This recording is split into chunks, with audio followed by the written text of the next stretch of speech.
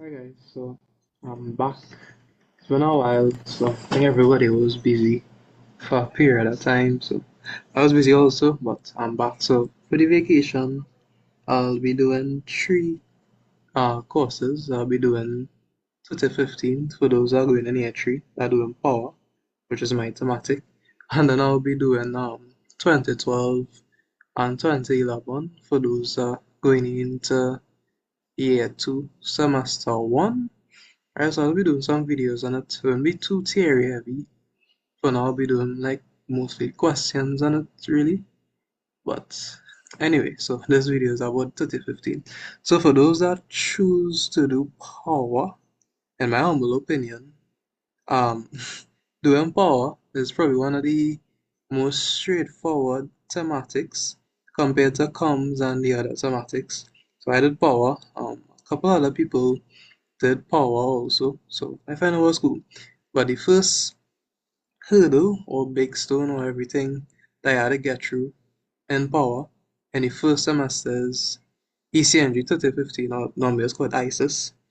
So is a very heavy course and very intricate. It has labs, you have four labs in it. Then you have three software projects, which I'm going to show you how to download the software in this video. And then so labs, three projects, and then you have a finals in which most people don't finish because it's so long. Like once you start doing the questions, you'll realize how long one question will take it to do. It's real long. So so you have labs, software projects, a final, not gonna be real heavy. So the best advice I could give for 3015 is to try and see how high you could score in the software simulation projects. So told me those are 3 marks once you actually sit down and work together in groups and do it. The labs, it should be fairly straightforward, honestly, but it could be a little tricky, especially if you're working by yourself. The finals, work in groups. Like do past papers in groups. Okay, if you try to do it by yourself, it will be more stressful. Also, try to time yourself. So try to like just do the questions alone, like time yourself. Because majority of people know exactly what to do, but they just wouldn't finish because the time up. So it's one of the weird things about ISIS that you will soon realize. But after ISIS in semester one, if you choose to do it, you could do 3008. Normally people do these two in semester one, and then in semester two you have PSA, which links to 3015, and then you have 3010. These two here, they are 100% coursework courses. But when I did them, there's 3 A's, they're just labs. Once you work and you do these labs, you normally get your marks and you have Q&A questions. So basically after you do your lab, they will come and ask you questions about the lab. So it could be a little heavy when it comes to that. But 3008 is basically you're building a board physically on a breadboard. So you're building a circuit on the breadboard. Then you have to do a simulation. Let's say basically building the circuit on a software and you build it in real on the breadboard, getting values on both of them, comparing the values and stuff. And then after that, now you have to go in the lab. I think Miss Dipchan and Nicholas and them will ask you questions on the board and everything, like theory questions on it. So that was how 3008 will go. 3010 is basically controls, so you had to use Simulink. So you're basically building the circuit on Simulink and running tests on it, getting results, and it still has a Q&A session for both of them. But honestly, once you do your work for those two, you could get A in it. 3012 is 100% coursework, and they change it. So, but the final project for 3012 is a big project. It's very big. I think it's something to do with renewable energy. So for our one, we had to design um, a system to incorporate solar and wind energy into the Tobago grid. I think it's to supply 20% of the rated load or the rated capacity of the island. So that was a big project. And that project is a must pass. So if you fail that, That is it fair. There are no labs for 2012, but they just have, I believe, four simulation projects they have to do. They have a little midterm quiz to do. So basically, a midterm online, and then you have the big software. Actually, it's just a big project, a big must pass project. You're actually designing a system to do something. So you have to use like maps. It's like a big project. Like you are the engineer. Alright, so that's for those who wanna do power. I'm not sure about the other ones. I only did like one comms course, so I don't really like comms that much. I like power because it's straightforward. And because of the software, majority of the time, you know what the answer is. So it's just you trying to work towards the answer.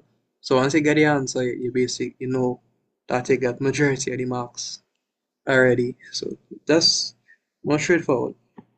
But anyway, so the first software that you have to use, or the software you're gonna be using for 3015 and 3012 is Powerworld. That's the first software that they'll want you to download and use, and for the videos I'm gonna use and make, that's the software I'll be working with. So if you can get it downloaded now, that would be great. You can like give you a few steps forward for everybody else because they already have the software downloaded. So in the description, I'll put the link, just just click it, and I'll follow through the steps to get it downloaded, and that'll be it for this video. The next video I'll just show you like the stuff that I want you to use Powerworld to do, and then afterwards we go into more heavy theory in terms of like calculations, questions, and stuff, so you can kind of appreciate the course before I actually go and do it. Right, so that's the aim. So if you already make up your mind to do power, so it'll just be a head start. So you got like a whole 3 months head start, which is cool. So you can just focus on other courses. So once you click the link in the description, it should take you, just share the screen with it. So it should take you to a page that looks something like, bruh, I think my Chrome is hiding from me. So because of that, I'll share more screen because I really feel like looking for that. Um, yeah, it should take you to this screen here. Literally don't know why that takes so long to come up. So take it to this one. Is a demo you're using, so you really have all the functions. So yeah, let's click this. It's 57.9 megabytes, and it should download. I think I already downloaded, so it will look like this. So let's click it, and well, obviously accept the license and stuff. And you just click install. And some will come up for you to like click yes. So obviously click yes, and it download. So you just click finish, and it should open up, and you have the Powerworld downloaded. Notice it's empty because it have nothing. So they will give you the MSI file, or they'll just give you the file that they want you to use. So once you click it, it would come up like a circuit. So it will probably look something like this. Yes, I really care, but that's how it will look when you actually like add something to it. So that'll be it for this video. So that's how to download it. So that's a recap. Once you click the link in the description, you'll come to here. You click here. Once you click here, I think it's very like common sense. Just click yes and go ahead and download it. So I hope the video was helpful for those who doing power. It's plenty of work, but you can get through it. Alright, so if you need me, always I think my number in the chat or the description, sorry. My email in the description. So if you have any issues or anything, you can just message me. Well, for those that know me in school, I mean, you could just ask me in person. Alright, but if anything, all the best. We shall speak in the next video. Adios.